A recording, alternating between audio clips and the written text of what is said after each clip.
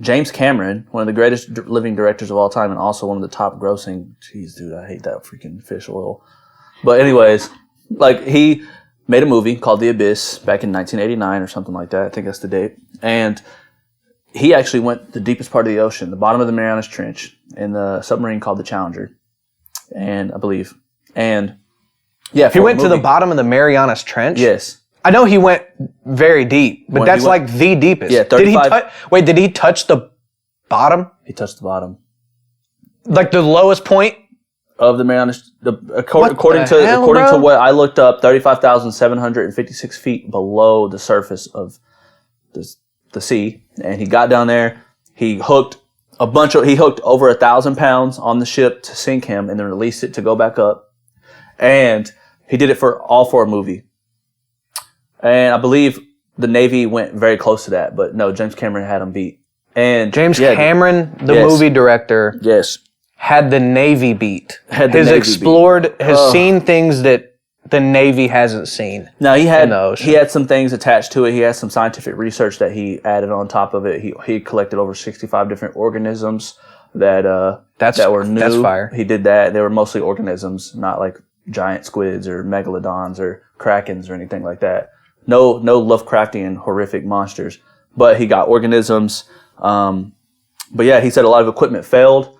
At first, when they were making a documentary over it, and they built these 300-pound cameras. They're 360 cameras, but they got that down to 6 pounds, small little 3D cameras.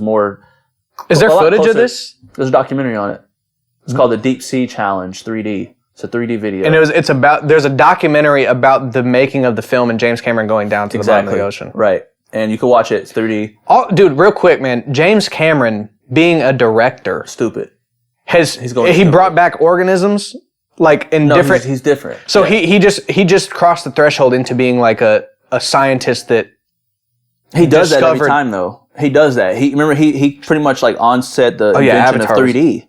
Like he was like, okay, I'm gonna take. Yeah, Avatar. When Avatar came out, was like so groundbreaking. The best 3D movie you'd ever seen. Yeah. Before then, and then with Avatar: Way of the Water, he was like, like I could just like,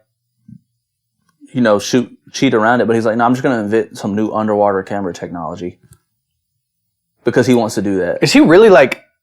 He's really that smart. He's a smart dude. That's crazy, bro. And I feel like people don't give him enough credit because he really does. I watched his masterclass. I finished it.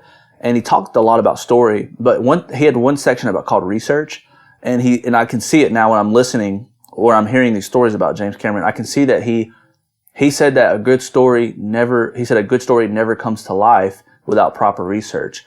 And he was talking about it in terms of like, if he's making a story about the Titanic or a story about a person that existed or people that existed, he does he goes through the proper channels and does research on those people so those people are fully developed when he starts to write. Yeah. Even if it is fictional. Yeah, baby, need top 5 when I'm done going mental. Yeah, I'm locked in, you can peep my condition, in the lab all winter, all summer. Yeah, I went dumb, now I'm about to go dumb and throwing way more numbers on the board on mama.